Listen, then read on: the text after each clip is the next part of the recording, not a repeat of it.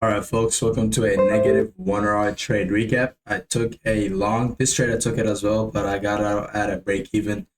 And why did I go to the break even? All that they say I don't break even. I didn't even get out of the break even. I just got out of the trade because I said I already took a trade for the day. I'm not gonna take another day. I'm not gonna take a trade for another day. Although there was a deep OTE, so this push to the downside was inevitably gonna happen before going back up higher. Because you guys know OTE constantly to happen. I was like, I cannot break my trading gallery, and I've already sabotaged already from taking two trades a day. Rather than slide, I'm probably gonna let something else slide, and if it's gonna happen, go fucking drawdown. So yeah, I have been recently in a big fucking drawdown, very deep drawdown. Um, it's affecting me, but I'm very hard. So pause, pause on that, pause on that. But the drawdown. I'm very deep in drawdown right now, and I don't feel anything about it, to be honest. I do feel some sort of emotion at the moment because I'm pissed because I took 2 days a day. I don't even care about the drawdown. I care about me taking 2 days a day, and I broke my rule.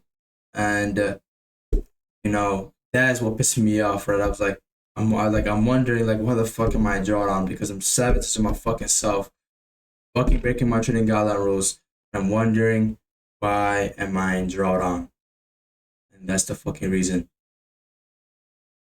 And yeah, the trade I took to the upside was this right over here. Was this total soup long, which went to a quick relative loss. If you go back over here, stop loss at 4.6. I risked about 1%. Went to a loss. And on this trade, I risked a little higher than 1%. I made more 1% back on this trade. So you could call it a break even day, but I'm gonna call it negative 1 hour because the trade is sort of not taking it at all. The trade is definitely gonna deliver, but I'm not gonna take it because simply my trading guideline rule says not to. And yeah, let's go over the day. Very ruthless fucking day, to be honest. A weekly time for the weekly ERL to IRL, which is this weekly order block, as well as a weekly CR to the downside. The weekly IRL, I would highly likely say I have to go to the correlated pair to see what's a weekly IRL. This order block could be the weekly IRL because IRL, this IRL over here, SMT, this IRL, this order block could be the weekly IRL, but the weekly CRT is right below this weekly order block. So highly likely want to see the weekly order block. I mean, the weekly CRT login is tapped. But today we're still bullish because of that. Why? Because the daily time frame had a different narrative here. On the daily time frame, we had a daily SMT. During that time I took the trade. Lower time I will tell you guys why I took the trade. And lower time on daily SMT, IRL to ERL, daily to the upside. So I was like a classic vision profile to the upside, Monday low of the week. So I thought, okay, that right there was literally good enough for me to take a trade. So that's why I proceeded to take a trade. Now going down to low time frame, we had a that was the high time located. That was literally bullish. So in the lower time we did it, we had a daily range here, premium discount. When discounts we want to buy up. The trade is when discounts we want to buy up. Discount only got tapped the day before, so we're good to buy on a premium. As well, had a 4 SMT CRT with a candle, so that's the next reason why I bought. And we had a context, which is the original was a key level, the order block itself was a key level. That's all we have as a key level. We had a bullish order flow looking for resistance below low. Then we're looking for a break over the high, as well as that's all we had for this market narrative. As well, daily range. We had a ranges here: range high, range low. Range low, daily CRT low. Range high, daily CRT high. So now go to low time frame to why I see this trade is that as I said a long time ago, I said that about whenever there's SMT or the 4 CRT, I'm going to enter the 4 CRT as a resistance block, right? In this case, we're having SMT this 4 CRT. We're going to enter on the 4-hour CRT's resistance block, which is right over here, enter the trade. It went to a straight loss. Eventually, we had another setup, and that setup is currently performing with a deep OTE. So That's what happened, and this went to a loss, quick loss. And the lesson of the day is fucking ruthless. I'm not gonna lie to you guys. Lesson number one is that I will no longer be taking the 4 hour S&P CRT to the upside or downside. I will not be entering a resistance block on the 4 hour CRT that I'm having with. So if I have a 4 hour, S&P CRT, I'm not gonna use the 4 hour resistance block of the 4 hour CRT that I'm having S&P with as an entry. I'm gonna wait for a confirmation, then look for that resistance block after up and down. I'm gonna wait for a confirmation.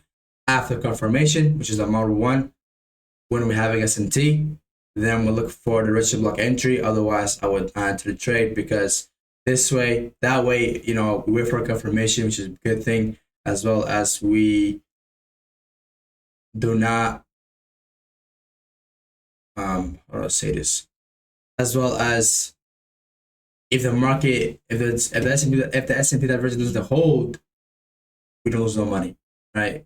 So yeah, that's the lesson number one. Lesson. Second lesson is we must take one trade a day, regardless of the outcome, regardless of the trade, regardless of what happens. We must only take one trade per day, regardless of the outcome, regardless if I make a mistake or not. In this case, I took 3 trades. The other trade, I literally made the loss of this back because I risked more. I risked about way fucking more because of the stop loss kind of why I was like, okay, if I have a wider stop loss, I'm gonna risk more because the wider stop you have, the more you let the market breathe.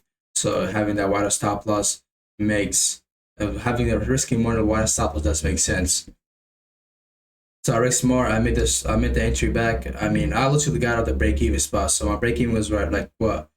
Right at the 6 or 7. That's where I got out and eventually made all the loss of this back. But I should have not made it bad at all. I should have not taken the trade. I should have walked away with a loss, and I should have just took in one trade a day. I should have not fucking done anything else, right? But I knew there's gonna be a setup to the upside afterward. But I was like, I'm taking so many fucking trades that after I take a loss, the next setup goes in a win. Right, right after that, market gives me a setup, and that setup performs much better. At it, I'm I constantly studying my fucking losses, and I'm seeing that okay, making I'm sabotaging myself too many fucking times here. In this case, I'm sabotaging by taking 2 trades. Right, the reason I'm fucking in drawdowns before I started the fucking video was that I took. The reason I'm fucking drawdown is because I'm sabotaging, meaning I'm fucking breaking my trading guidelines. That's why I'm fucking drawdown. So the lesson is very easy, very simple. I will no longer enter on resistance blocks on the 4 SN. I will no longer enter on resistance blocks on the 4 CRT SMT that I have. Right. So the only way I'm entering resistance blocks if I have SMT, I wait for the model one confirmation, the right model one confirmation, then I'll look for the resistance block entry. That's the only way I can look for resistance block entry, or it could be super out the low, super out the high. If the SMT doesn't hold, wait for the model one confirmation again, the right model one confirmation, then eventually enter the resistance block, then long it up or short it down. Otherwise, I cannot take the trade. So that's the lesson of the day.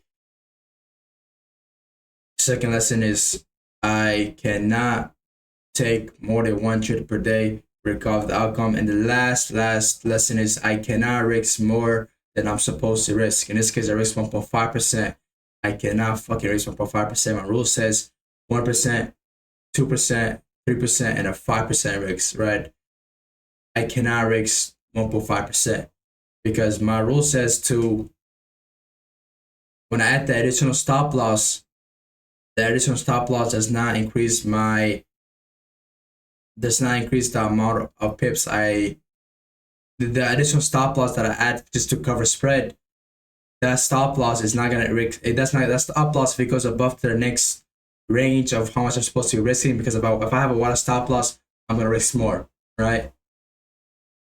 If I have that happens, right, and eventually let's say I'm supposed to initially enter the 1% risk, and I have my stop loss is 3 pip, eventually goes to 4 pip, at 4 pip to 6 pip, I'm risking 2%, right? And eventually, since I need to add additional 1 pip to my stop loss, and that goes to 4 pip stop loss, I cannot risk 2%. I must only risk 1%. I cannot risk 1.5%. I'm gonna risk only 1% because if it goes in a loss, I'm losing less. If it goes in a win, I'm making money, right? But the thing is, if it goes on a loss, I'm losing fucking more. Which risk management is key in trading, as you guys know. And that's the lesson of that other day. And the next lesson is that I must always mark out OT in the lower time frame when I'm executing a trade. Whenever I'm trading, I'm executing a trade, and there's an OT that got created in the lower time frame, I must always mark it out to know, okay, so I don't have any psychology problem. The market does reverse against me multiple times, right? In this case, market get to my entry more often than not before going back up higher. So, and because I mean, there's a reason why I got out was that was the whole reason why I got out, because market constantly getting back to entry. This is why now there's a psychology problem there, right? Because I did not mark out the OTE.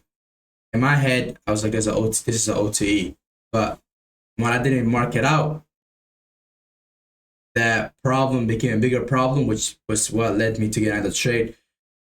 And yeah, that's a lesson. And the next lesson is that I can only enter resistance blocks after the model one confirmation. And the only way I trade is resistance blocks